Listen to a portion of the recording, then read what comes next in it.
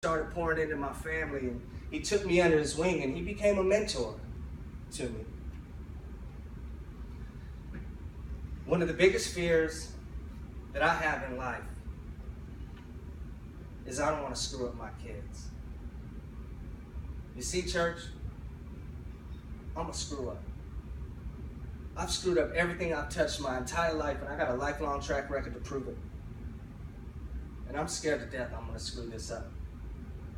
And I shared this with Maurice, and he started counseling me. And he sat down with me and my wife both. To this day, Renee still brings up stuff that Maurice taught us in our home.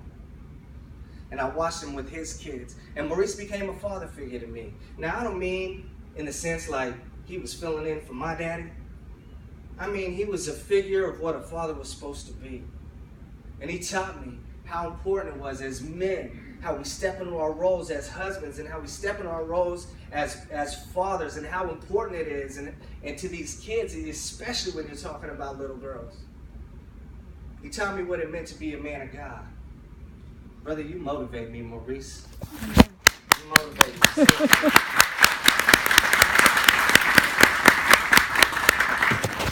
Maurice introduced me to Scott Weaver.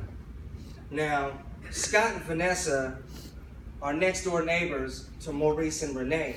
They got some kind of like weird sitcom thing going on over there. But Scott embraced me the same way. I mean, from day one. I started doing drugs at a young age. I mean, like 11 and 12 years old. By the time I was in my mid-teens, I pretty much was doing anything I could get my hands on, and I get my hands on anything I wanted with two older brothers in the streets.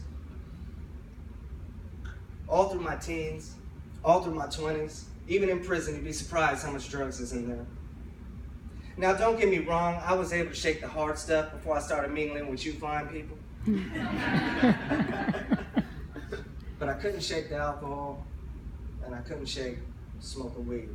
I never really looked at those things as bad things, like as long as I wasn't on the hard stuff, I was good. One night, I showed up at Scott Weaver's house, just drunk as a skunk, high as a kite. I just lost so much money gambling that my wife probably should have left me. I mean, I would have understood if she did. And I told Scott, brother, I don't want to do this anymore. And I couldn't stop by myself. So Scott prayed over me, and he encouraged me, and he agreed to be my accountability partner. The next day I went to Maurice's house, because even though Maurice was mentoring me, I hadn't been honest with him about this.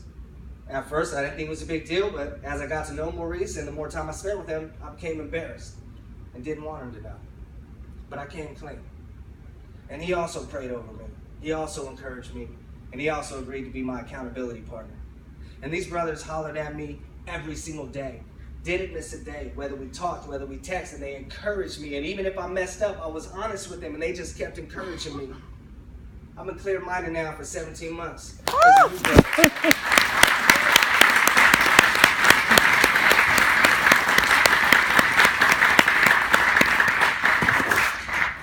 I apologize to all of you who have known me for longer than 17 months.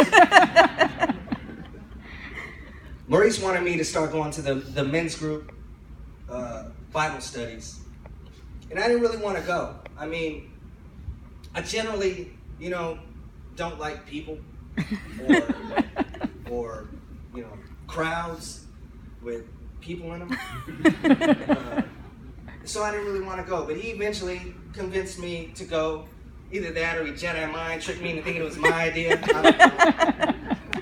But thankfully for me, it was very small when I started going. I mean, it was only like 4 people.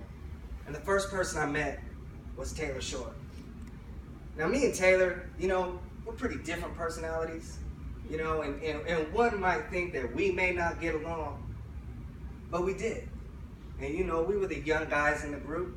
We were the young guys with the young lives and the young wives. And it was cool because Taylor kept it light. And he was always cracking jokes, and he kept it funny, which made it comfortable for me because I walked in feeling so awkward. I was going through a lot with work at that time. I mean, I was working like a sinful amount of hours, 7 days a week, 70, 80 hours a week. And it was wearing on me so bad, and although people can be sympathetic to that, it's kind of feel like an island by yourself. You know, they don't really know what you're going through. And then I met Jeff, who's not here today. I met Jeff, the only guy who had like a crazier schedule than I did, and worked crazy hours than I did. And we used to vibe on that. You know, we would connect off of our, you know, sleepless zombie stories we would tell each other. And I got a chance to get to know Jeff in the meantime. And it was cool because it just made me feel a little bit more comfortable, even to come back for one more week. I met Paul Beretta, and me and Paul, I mean, we hit it off immediately. We clicked instantly. Now, when I met Paul, I didn't really know his testimony. So I didn't know that he also had his struggles with addiction. So when I found out, I was like, oh man, like the guy getting along with the best would be an addict. God and his sense of humor.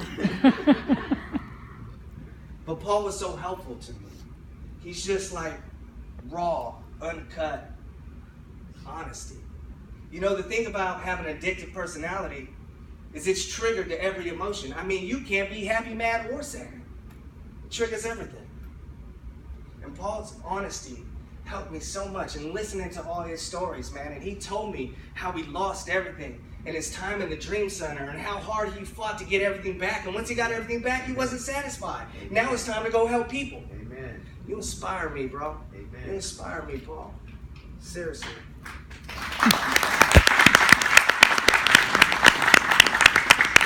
There was one night that the men's Bible study was canceled. And apparently they decided to send a text message out to everybody but the Mexicans. So just me and Guy Hernandez show up.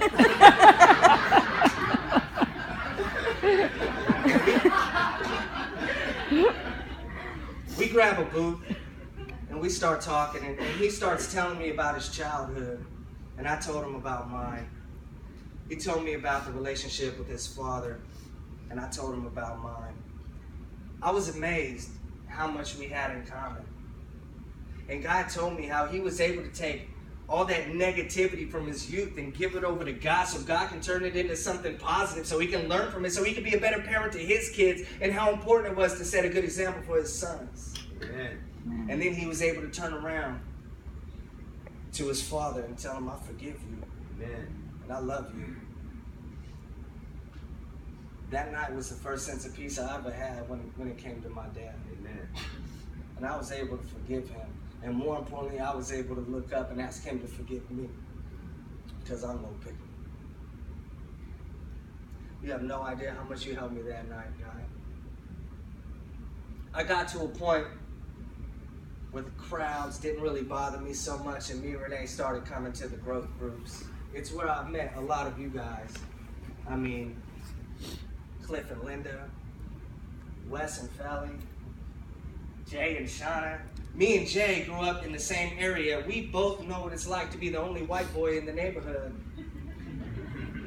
At least I was half Mexican. I don't know how he got out of there. We met Jorge and Tree. I think they're back serving in the back. See, Jorge is Scott Lawrence, who was up here talking earlier. He changed his name to Jorge. I don't really know the whole background story. I think Scott Weaver made him change it out of seniority.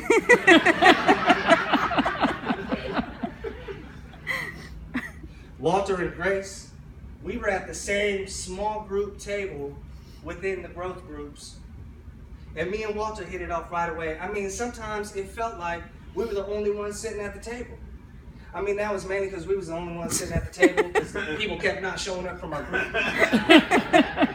But it was cool because it gave me a chance to get to know Walter and how well we hit it off. And going out with him and Paul to deliver furniture for Love Inc. that we can serve and serve God and yet laugh and joke the entire time. And we had such a great time. It reminds me that you can still have fun sober. Come on now. It reminds me that you can still have fun serving. Amen. Message. You know what that is, huh? I met Francisco. He's not here today. He's down at the jail giving them a Sunday service right now as we speak. Oh. Francisco is so faithful. He held the Thursday night turning point here at the church.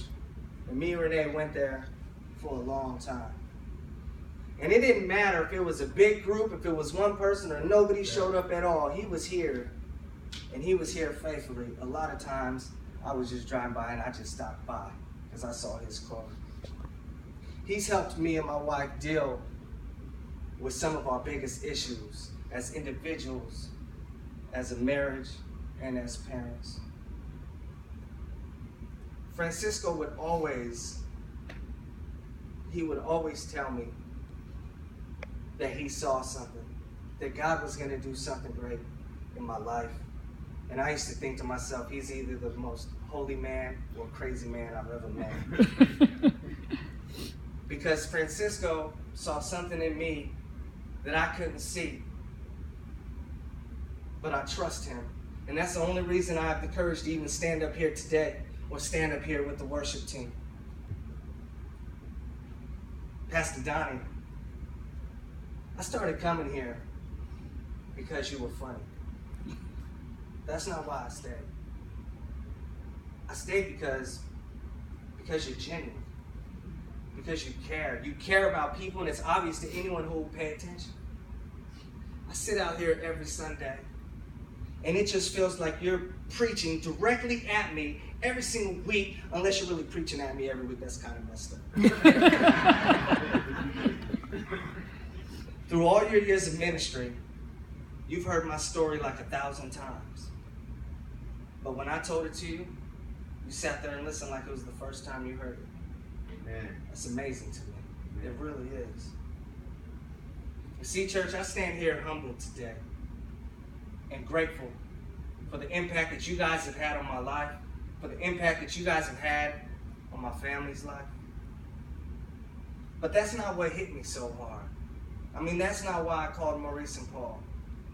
The reason I called Maurice and Paul is because I realized for the first time as I thought about this, that while you guys were pouring into my life, you taught me how I can pour into other people's lives.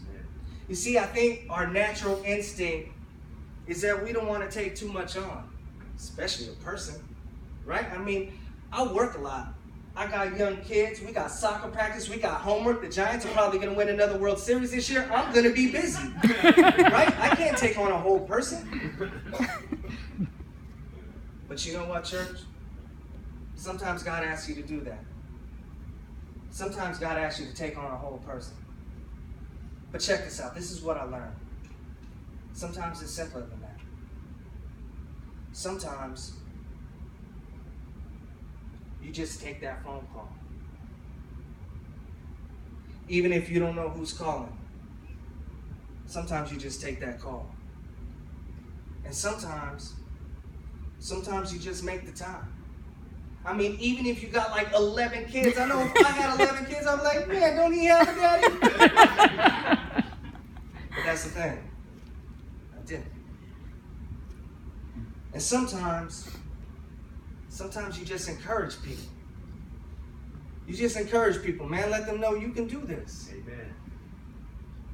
And sometimes you just make people feel welcome. You just make people feel welcome. Sometimes you just be honest with people. You just be honest with people. See, when you start being honest about you, you're going to help others be honest about themselves. Come on now. Amen. Sometimes, where you at, Walter? Sometimes you just show up. You just show up. And sometimes, where's God? Sometimes you just don't leave. Come on now. Even though you're tired from work. You got to be up early the next day and your group meeting was just canceled. And man, it'd be nice to get some extra rest tonight. Sometimes you just stay. You never know what impact God's going to have. And sometimes you just remain faithful. You just remain faithful. Even if no one's showing up. Even if it seems pointless, if it seems useless. And God, what am I even doing?